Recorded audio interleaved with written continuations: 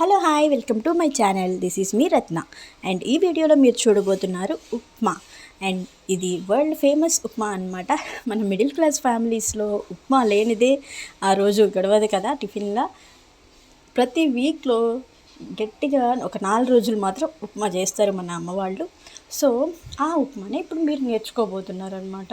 అబ్బా ఏంటి ఇప్పుడు కూడా ఇక్కడ యూట్యూబ్లో కూడా ఉప్మానేనా అనుకుంటున్నారా? అవునండి, ఉప్మా ఫేమస్ కాబట్టి మనం కూడా నేర్చుకోవాలి కదా. ఓకే, ఇప్పుడు ఉప్మా నేర్చుకోవడానికి మనకు కావాల్సినవి ఉల్లిపాయలు, టమాటాలు, తాలింపు గింజలు, ఉప్మా రవ్వ అండ్ వేరుశనగ పప్పులు అండ్ పచ్చిమిర్చి. అండ్ మనం చూడండి, ఉల్లిపాయలని మంచిగా తరిగేసేసుకున్నాను. ఆ తర్వాత పచ్చిమిర్చి, ఆ తర్వాత టమాటాస్ అన్నీ మంచిగా కట్ చేసుకోవాలి చిన్న చిన్నగా. ఉల్లిపాయలు కొంచెం తరుక్కున్నాను. ఓకే, బండి పెట్టేసేసాను, కళాయి పెట్టేసేసి ఉప్మా రవ్వని ఫస్ట్ ఏం చేస్తామంటే వేపుతామన్నమాట. దాంట్లో ఏమన్నా చిన్న చిన్న పురుగులు ఉన్నా సరే, అలాంటివి ఏమన్నా పురుగు పట్టిని అలాంటివి ఏమన్నా ఉన్నా సరే పోతాయి అన్నమాట. సో వేపిన రవ్వతోటి ఉప్మా చేస్తే చాలా టేస్టీగా ఉంటుంది. సో కొంచెం దాన్ని అయితే వేపుతున్నాను అనమాట. నేను చూడండి గ్యాస్ వెలిగించకుండా వేపారనమాట. సరే మళ్ళీ వెలిగించేసాలండి. అది తర్వాత మ్యాటర్ చూడండి, ఏదో ఉన్నాయి పురుగులు చిన్న చిన్నవి. సో వేగిన తర్వాత దాన్ని పక్కన పెట్టేసేసుకున్నాను. అంటే కొంచెం మాడింది అనుకోండి, అది తర్వాత మ్యాటర్. ఓకే, ఇప్పుడు కొంచెం కళాయిలో ఆయిల్ వేసేసి తాలింపు గింజలు వేస్తున్నాను. పోపు అంటే తెలుసు కదండి,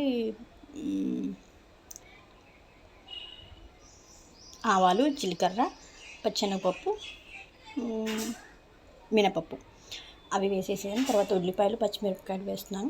కరివేపాకు కూడా కొంచెం వేస్తే చాలా బాగుంటుంది. సో అది కొంచెం మంచిగా వేగిన తర్వాత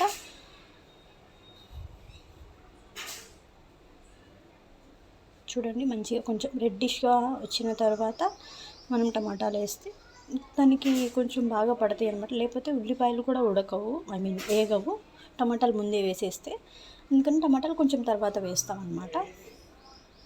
సో మొత్తంని కొంచెం నూనెలో వేగనివ్వాలి బాగా. అప్పుడు కొంచెం పచ్చి వాసన అనేది రాకుండా ఉంటుంది. సో సాల్ట్ వేసేస్తున్నాను. అంటే యాక్చువల్లీ వాటర్లో కూడా వేయచ్చు, కానీ కొంచెం వాటికి కూడా పడుతుంది కదా అని కొంచెం సాల్ట్ వేసి తిప్పిన తర్వాత వాటర్లో వేసాను. అండ్ మనం ఇక్కడ వాటర్ అనేది రవ్వకి తగ్గట్టు వాటర్ పోసుకోవాలి అన్నమాట. 1 గ్లాస్ ఆఫ్ రవ్వకి 4 గ్లాసెస్ ఆఫ్ వాటర్ పోసుకోవాలి. అండ్ మనం ఇలా తిప్పుతూ ఉంటేనే మనకి లంప్స్ రాకుండా ఉంటాయి. And okay, finally upma is ready.